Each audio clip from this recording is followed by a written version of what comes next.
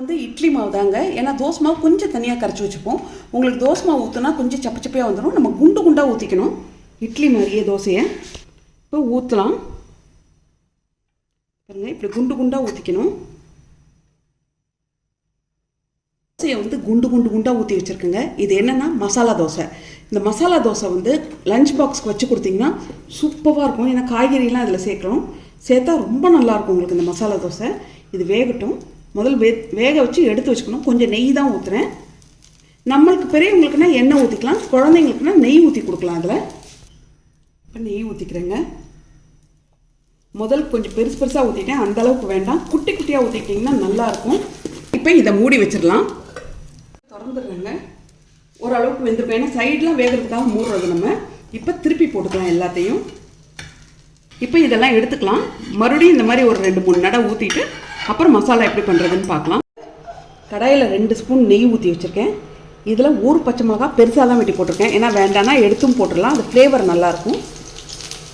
இதில் ஒரு பெரிய பல் பூண்டை பொடியாக வெட்டி வச்சுருக்கேன், அதையும் போட்டேன். இப்போ இது 2 மட்டும் கொஞ்சம் வதக்கலாம். இது கொஞ்சம் கலர் மாறணுன்னு நான் இது சின்ன வெங்காயம் எடுத்து வச்சுருக்கேன். நீங்கள் பெரிய வெங்காயம் வேணாலும் போட்டுக்கலாம். அது மாதிரி பச்சை மிளகாயும் பூண்டும் வேண்டானா நீங்கள் அதை வேண்டான்னு விட்டுடலாம், ஸ்கிப் பண்ணிடலாம் அதை. இப்போ சின்ன வெங்காயம் பொடியாக வெட்டி வச்சு அதை போட்டிருக்கேன். கொஞ்சம் கலர் மாறுற அளவுக்கு வதக்கிங்க. கொஞ்சம் வெங்காயத்தை கலர் மாறுற அளவுக்கு வதக்கிட்டு இதை தனியாக வச்சிடலாம். இப்போ ஓரமாக தள்ளி அது இன்னும் கொஞ்சம் அப்படி வெந்துக்கிட்டே இருக்கட்டும். இப்போ மறுபடியும் 1 ஸ்பூன் நெய் ஊற்றிக்கிறேன். நெய் ஊற்றிட்டு இதில் இட்லி பொடிங்க நல்லா 3 ஸ்பூன் எடுத்து வச்சுருக்கேன் இட்லி பொடி. இதில் 1 ஸ்பூன் நாட்டு சக்கரை எடுத்து வச்சுருக்கேன், இதை போட்டுக்கலாம். இன்னும் கொஞ்சம் நெய் போட்டுக்கலாங்க. ஏன்னா இவ்வளோ திக்காக இருக்கக்கூடாது. அது மொத்தம் 4 ஸ்பூன் தேவைப்படும்னு வச்சுக்கோங்களேன். டேபிள் ஸ்பூனில் வாயில் தப்பாக வருது டக்குன்னு. 4 ஸ்பூன் தேவைப்படும் நெய். இது ரெண்டையும் நல்லா கலந்துட்டு இப்போ இந்த தோசையை குட்டி குட்டியாக வச்சுருக்கோம் பாருங்க, இந்த தோசையை போட்டு அந்த பொடியோடு நல்லா கலந்துடலாம்.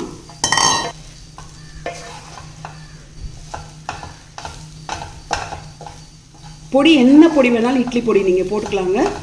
வீட்டில் அரைச்சி வச்சுருந்தீங்களாம் பரவாயில்ல, வெளியில் வாங்கிட்டீங்கன்னாலும் பரவாயில்ல. நான் ஏற்கனவே போட்டிருக்கேன் இட்லி பொடி.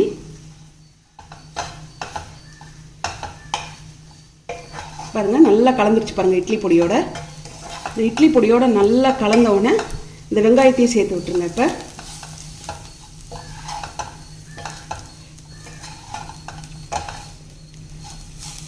இதை அப்படி கொஞ்சம் நேரம் விட்டிங்கன்னா அப்படி மொறுன்னு ஆயிரும். கொஞ்சம் நேரம் தோசை அப்படி சின்னதுலேயே வச்சு விட்டுருங்க. பாருங்கள் இது பொடியோடு சேர்ந்து நல்லா அப்படி ஒரு லைட் ஒரு மொறுப்பும் வந்துடும். இதோட இப்போ கொஞ்சம் முட்டைக்கோசுங்க பொடியாக வெட்டி வச்சுக்கோங்க. முட்டைக்கோஸ் கொஞ்சம் கேரட்டு, கொஞ்சம் கருவேப்பிலை, இதெல்லாம் போட்டு இப்போ இன்னொரு வதக்கு. இதோடு சேர்த்து ரொம்ப வதக்க வேண்டாம், அது கொஞ்சம் பச்சை பச்சையாக தான் இருக்கும். அது நல்லா இருக்கும் உங்களுக்கு ருசியானா. இப்போ பாருங்கள் எல்லாமே சேர்ந்துருச்சு உங்களுக்கு காய்கறியெல்லாம். இப்போ காய்கறியெல்லாம் எல்லாம் சேர்ந்துருச்சு. லைட்டாக வதங்கியிருக்கும் உங்களுக்கு காய்கறி. இப்போ கொத்தமல்லிங்க, அவ்வளோதான். இதை போட்டு இறக்கி நீங்கள் லஞ்ச் பாக்ஸுக்கு எதுவுமே தொட்டுக்க வேண்டாம், இப்படி கொடுத்து விடலாம். இல்லை வீட்டில் சாப்பிட்றீங்கன்னீங்கன்னா தேங்காய் சட்னி அரைச்சி வச்சுக்கோங்க, அது ரொம்ப நல்லாயிருக்கும். இதுக்கு கொஞ்சம் ரொம்ப காரம் இல்லாமல் தேங்காய் சட்னி அரைச்சி வச்சுக்கிட்டிங்கன்னா ரொம்ப நல்லாயிருக்கும். இல்லைன்னா இப்படி கூட சாப்பிட்லாம். பெரியவங்களும் எடுத்துகிட்டு போகலாம், சின்ன குழந்தைங்களும் எடுத்துகிட்டு போகலாம். இப்போ இது லஞ்ச் பாக்ஸுக்கும் சரி ஆஃபீஸ்க்கும் சரி கொண்டு போகிறதுக்கு ரொம்ப நல்லா இருக்குங்க. அந்த காய்கறியோடு சேர்த்து சாப்பிடும்போது இதை ட்ரை பண்ணி பாருங்கள். பார்த்துட்டு எனக்கு கட்டாயம் கமெண்ட்டில் சொல்லுங்கள். வாழ்க வளமுடன்.